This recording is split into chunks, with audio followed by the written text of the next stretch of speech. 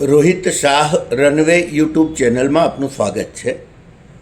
એક જિજ્ઞાસુ વિદ્યાર્થીએ પ્રશ્ન મોકલ્યો છે કે ગુજરાતી ભાષામાં પદક્રમ એવું વારંવાર સાંભળવામાં આવે છે અને અમારે ભણવામાં પણ આવે છે. તો આ પદક્રમ શું છે મને જરા સમજાવશો અને ઉદાહરણ સાથે જરા વિસ્તારથી સમજાવો. તો એનો જવાબ આ રીતે હોઈ શકે કે પદ અને ક્રમ આ બે શબ્દો ભેગા થયેલા છે. પદ શબ્દનો અર્થ પહેલાં આપણે સમજીએ. પદ એટલે વાક્યમાં વપરાયેલો દરેક શબ્દ, જે શબ્દ વાક્યમાં વપરાય એ પદ બની જાય. એટલે કે રામ, વર્ષ, વનવાસ આ બધા શબ્દો છે, પણ આ શબ્દોનો ઉપયોગ કરીને જ્યારે આપણે વાક્ય બનાવીએ કે રામ 14 વર્ષ માટે વનવાસ ગયા, તો આ બધા શબ્દો હવે પદ બની ગયા. આનો અર્થ એ થયો કે દરેક પદ એ શબ્દ છે, પણ દરેક શબ્દ એ પદ નથી. દરેક શબ્દ પદ બની શકે ખરો, પણ જ્યારે એ વાક્યમાં વપરાય ત્યારે. એટલે પદનો અર્થ ક્લિયર થયો. હવે ક્રમની વાત કરીએ.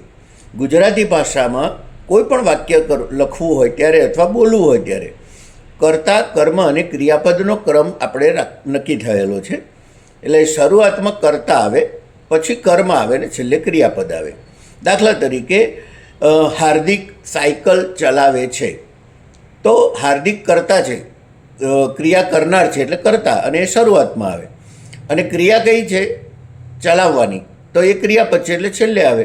પણ શું ચલાવે છે? સાયકલ, તો એ કર્મ છે એટલે વચ્ચે આવે. તો હાર્દિક સાયકલ ચલાવે છે. હવે અંગ્રેજીમાં ક્રમ જુદો છે. એમાં કર્તા પહેલાં આવે છે અને વચ્ચે ક્રિયાપદ આવે છે અને છેલ્લે કર્મ આવે છે. એટલે ધારો કે રમેશ ઇટિંગ અ બ્રેડ, તો ઇટિંગ વચ્ચે આવે છે અને કર્મ બ્રેડ એ છેલ્લે આવે છે. તો આ અંગ્રેજી ભાષાનો પદક્રમ થયો. ગુજરાતી ભાષાનો પદક્રમ મેં અગાઉ કહ્યું એમ કર્તા, કર્મ અને ક્રિયાપદ છે. પણ માત્ર 3 પદથી જ વાક્ય બની જતું નથી. ક્યારેક અર્થમાં વધારો કરવા માટે કેટલાક શબ્દો ઉમેરવામાં આવે છે, એને વિશેષણ કહેવાય. દાખલા તરીકે આપણે જોયું કે હાર્દિક સાયકલ ચલાવે છે. હવે હાર્દિક નવી સાયકલ ચલાવે છે, તો નવી એ વિશેષણ છે. સાયકલ કવી છે એનો અર્થમાં વધારો કરે છે. ક્રિયાપદમાં પણ વધારો થતો હોય એવી પણ વાક્ય રચના હોઈ શકે. હાર્દિક સાયકલ ઝડપથી ચલાવે છે અથવા ધીમેથી ચલાવે છે. તો જેનું ક્રિયાપદ હોય એટલે ક્રિયાપદનું વિશેષણ હોય તો ક્રિયાપદની પહેલાં મૂકવાનું, અને કર્મનું વિશેષણ હોય તો કર્મની પહેલાં મૂકવાનું. કર્તાનું વિશેષણ પણ હોઈ શકે. દાખલા તરીકે હાર્દિક નામના 4 વ્યક્તિ હોય, એમાં એક ઊંચો છે, એક નીચો છે, એક હિન્દી ભાષી છે, એક નોટ એટલે અને એક ગુજરાતી છે. તો આપણે એમ કહીએ છીએ કે ઊંચો હાર્દિક સાયકલ ચલાવે છે. એટલે કર્તાનું વિશેષણ હોય તો કર્તાની પહેલાં આવે, કર્મનું વિશેષણ હોય તો કર્મની પહેલાં આવે, અને ક્રિયાપદનું વિશેષણ હોય તો ક્રિયાપદની પહેલાં આવે. આ પદક્રમ થયો. હવે વિશેષણ ઘણી વખત 2 હોય. દાખલા તરીકે એક નવું જ વાક્ય આપણે લઈએ કે શિલ્પા રોટલી ખાય છે. હવે શિલ્પા ગરમ રોટલી ખાય છે, તો ગરમ એ વિશેષણ શેનું છે? કર્મનું, એટલે કે રોટલીનું, તો રોટલીની પહેલાં આવે. હવે હજી બીજું એક વિશેષણ આપણે ઉમેરીએ જે સંખ્યાવાચક છે. તો શિલ્પા 3 ગરમ રોટલી ખાય છે. દરરોજ એ 3 ગરમ રોટલી ખાય છે, ઠંડી હોય તો ચાલતી નથી.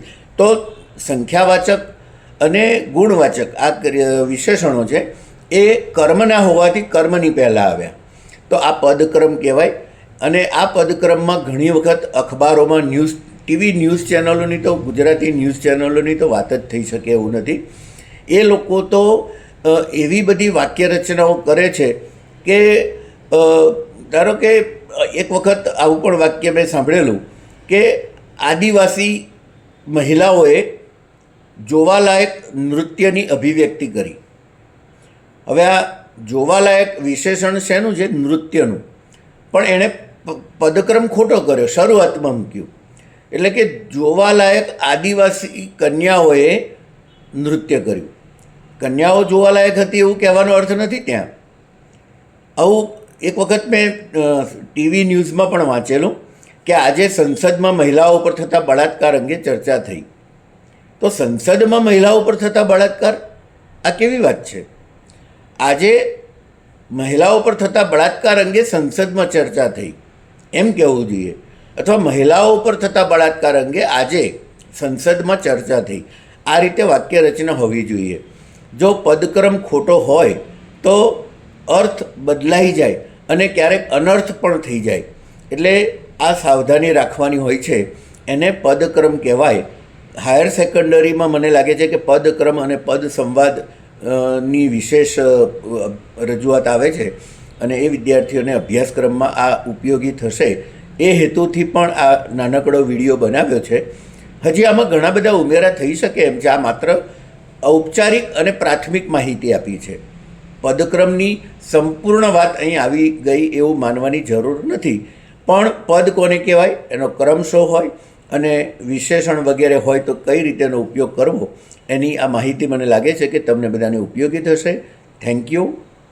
ફરીથી આપ સૌનું આભાર સાથે